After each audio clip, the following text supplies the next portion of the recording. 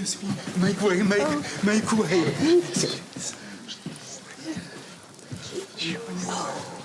Oh, how funny. I wondered what had happened to that fan. That wasn't given to your father, it was given to me. Who by? The Tsar? No, not by the Tsar, no. No, we were at a ball in the Winter Palace, and it was so hot. There were icicles outside the window, but the rooms were as hot as the tropics. I was wearing pale blue velvet trimmed with silver lace. And when I gave you this fan, you hid it in your reticule in case Lord Grantham should be angry. Good heavens. I hope you can forgive me. But when I knew the others are coming, I could not resist the temptation. This is amazing. You know each other. You met in St. Petersburg. We did. Allow me to present my son, Lord Grantham. Prince Kuragin. I'm flattered to be remembered. How is the princess? Well, I hope. I don't know. Why don't we go back to the hall and have some more tea? Yes. Thank you. Thank you.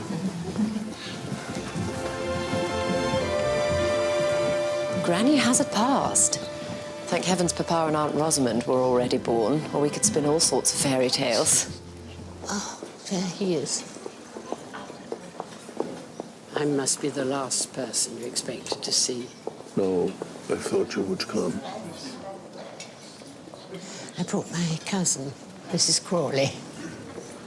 Do you remember Rostov? Count Rostov, I think. Thank you. Yes, please, ladies, please. I'm sorry Thank you. I didn't say very much. Thank you at Downton, but I was so surprised. You haven't changed. I have. It's true. Then you were the young and beautiful Countess of Grantham, turning eyes in a ballroom or out in your carriage. Now you are the great lady, imperious, magnificent. But these are two sides of the same coin. Your life has not much altered in half a century. It doesn't seem so to me. Whereas the handsome and powerful Prince Kuragin, with his thousands of acres and his golden palaces, that man does not exist. Not anymore. I've thought a good deal about what you said the other day when I asked after the princess. That I don't know how or where she is. It's true. We were arrested together. And when I came out of prison, I heard she'd been exiled a year earlier. There must be someone in authority who... Who? The Soviet ambassador? Do you think he cares where Princess Irina Kuragin is presently lodged? Well, what about the Foreign Office? Do they help the losing side in any revolution? No. You mustn't give up hope. When you go through a storm like ours, you give up hope quite early on in the proceedings. I agree. Hope is a tease designed to prevent us accepting reality. Oh, you only say that to sound clever. I know. You should try it. Why did you want me to go with you today? Oh, it's just in case things turned mawkish. I'd prevent Lord Merton saying anything to embarrass you. I wanted the same protection myself. I presume you and Prince Kuragin were once attracted to each other. So attracted to each other? Is that what you call it? As it happens, he asked me to run away with him. But you didn't go? No, Lord Grantham gave me a frame by Fabergé with 2 pictures of the children in it. And I saw sense. Lord Grantham sounds rather more subtle than I'd realised. Like all Englishmen of his type, He hid his qualities beneath a thick blanket of convention. So I didn't see who he really was at first. It was lucky you found out in time. If it was in time. I forget. Some tea? I can just about make tea. How did you find me? Rose gave me your address. And you came alone to this part of the city? I was accompanied by my maid. She's waiting outside. How wonderful to be back in a world where ladies are accompanied by their maids. Why didn't your son provide you with a car? Oh, he would have done. I just didn't choose to tell him where I was going. It is not our first secret designation. I always feel more comfortable leaving the past in the past. Then why have you come? Because Rose's father, Lord Flintshire, thinks he's close to finding the princess. She's alive then? She was alive when she left Russia, that they know. They think she was put on a boat headed for Hong Kong. You'll know more soon.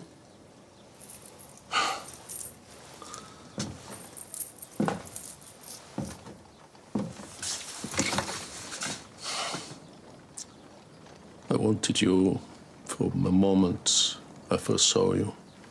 More than mortal men ever wanted woman. That is an historical detail. Nonsense. If Irina were dead, I would ask you to run away with me now. You can't run away when there's no one left to run away from.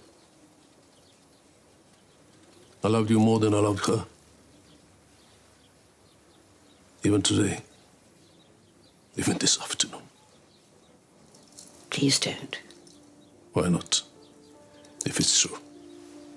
Because you make it sound as if we were both unhappy. And I don't believe you were, and I certainly was not. You wouldn't admit it if it were true. You think to be unhappy in a marriage is ill-bred. You do know me, Igor. That I must concede. Yes. I don't know what you mean by our last chance. We left any chance we had behind us many years ago. I don't accept that. And what about the princess? They haven't found her yet. We've been apart for a long time. Are you proposing to divorce? Why? Do you want more children? I wish to spend my final years with you. As a friend, as a lover. I don't seek scandal, only love. The last years have been ugly. I don't want what remains to be ugly. No. So, what do you say? You want an answer just like that? I know my own feelings. You do too. Well, I can't make a decision now. I won't change. Don't proclaim your intransigence as if it were a virtue.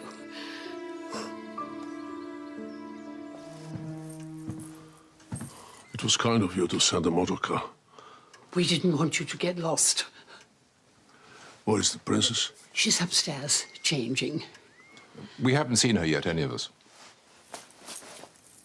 I borrowed this from the Theatre Royal. Oh. Well, shall we?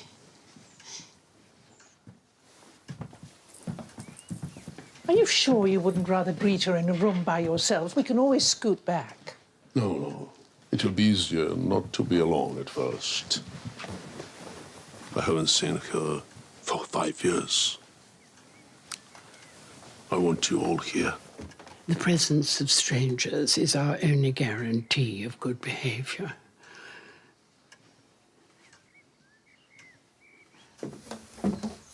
The Princess Kuragin.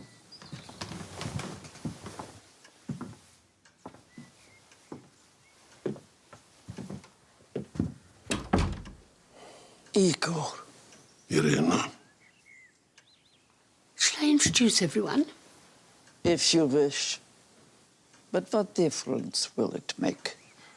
You've had a long journey, Princess. Obviously. I would so like to go to Russia. I'm afraid I never have. Then you've missed it. Do you have everything you need? I wear the clothes you had put out. I didn't know if you'd have your luggage with you. I have no luggage. I have no possessions to put in my luggage. Come, my dear. Nothing is more tedious than other people's misfortunes. Let us just be grateful to Lady Grantham. Last time we met, the circumstances were rather different. I don't remember. I think you do. I think you'll enjoy Paris. Oh, many of our countrymen have settled there.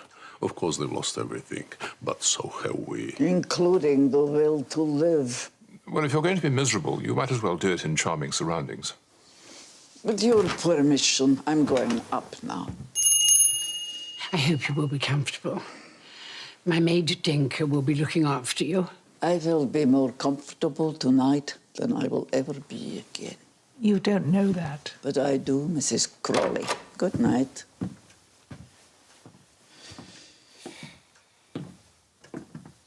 What time will you call for the princess in the morning? Whenever will suit you, if that's what you've decided. Me? I'm surprised you think there is still a decision to be made. You are good to lend her those things. They're given, not lent. So, tomorrow we say goodbye. Is that what you really want? It's how it must be. I don't understand you.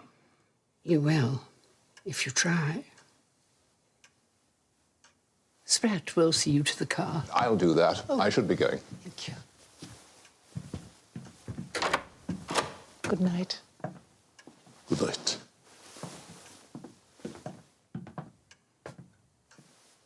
I have the sense that a game of high stakes has been played here tonight. Although I couldn't tell you who the winner is. Me, I hope. Good night.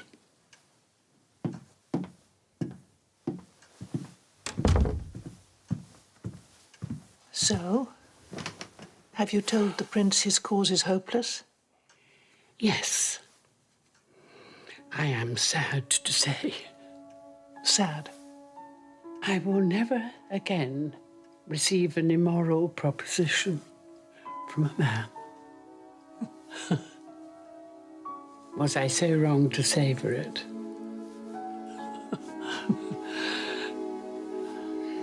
Oh, close the door, for God's sake. Make them think they're not allowed in. Oh, we can't stay for long. It's cheating. We have earned it. After the year we've had. Oh, I know. Proposals and propositions. Not what one expects at our age. Oh, but Cousin Violet, I do wish you'd tell me the truth about Princess Kuragin. You detest her, and yet I've never known you fight for anyone with more passion. I suppose they're in Paris now, so what harm can it do? When I met the prince at the royal wedding, we fell madly in love. And in the weeks that followed, weeks of balls and midnight skating to the strains of the balalaika, we resolved to elope, to be free. And what happened? Well, at the appointed hour, we started for the port to set sail in the prince's yacht, but my maid had betrayed us to the princess, who set out in pursuit. She caught up with our carriage, wrenched the door open and pulled me out. Pulled you out? What, by your arm? Oh, by my arm, by my hair, by my leg, anything to get me out of the coach. Then she flung me into the cab that brought her and sent me back to Lord Grantham. You must have looked rather dishevelled. Men noticed nothing. So she saved you from ruin? From ruin, from the loss of my children, and from a life in the shadows. And you were grateful? Within a week, I felt she had pulled me back from from the brink of the abyss. And now at last, you see, we are even. She saved me. And I saved her. And you've never strayed again? I've never risked everything again. That's not quite what I asked. It's all the answer you'll get. Remember, we were the Edwardians. What are you doing hiding in here? Quick, come out. Chomp chomp.